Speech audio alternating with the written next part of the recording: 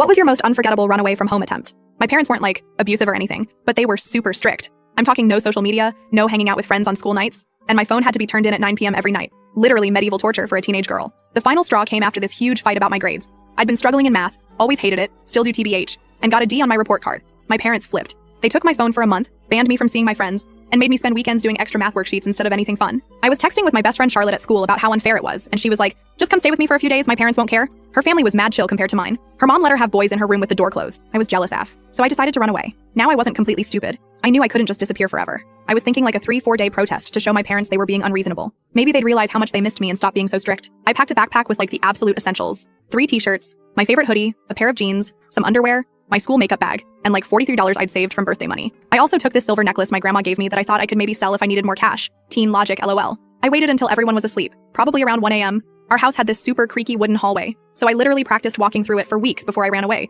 finding exactly where to step to avoid making noise. I felt like a ninja that night, swear to God. The plan was to walk to this 24-hour convenience store about a mile away and call Charlotte to come get me. But here's where everything went sideways. Charlotte's phone was dead, like completely off, no response. I tried calling her house phone. Yes, they still had one. But her dad answered, and I panicked and hung up. So there I was, sitting outside this 7-Eleven at 2 a.m., no ride, and starting to low-key freak out. The guy working inside kept giving me weird looks through the window. I was just sitting on the curb trying to figure out what to do when this red sedan pulls up. There were 2 guys and a girl, probably college age. The girl rolled down her window and asked if I was okay. I must have looked pathetic AF because she immediately offered me a ride. Her name was Melissa, and she seemed super nice, telling me they were coming back from a party and could drop me somewhere. Now I know this sounds dumb, don't get in cars with strangers and all that, but teenage me was desperate. It was getting cold, and I figured having a girl there made it safer. Plus, Melissa had this really gentle voice and kept saying she just wanted to help. I told them I needed to get to Charlotte's house, but didn't have her exact address. Another brilliant part of my plan. The guys were talking quietly in the front seat while Melissa kept asking me questions. How old I was, why I was out so late, if my parents knew where I was. I started noticing we weren't going towards Charlotte's neighborhood at all. We were heading toward the highway. When I pointed this out, the guy driving, Steve I think, said they needed to make a quick stop first. That's when the alarm bells really started going off in my head. Melissa kept trying to keep me calm, saying they just needed to drop something off with a friend, and then they'd help me find Charlotte's house.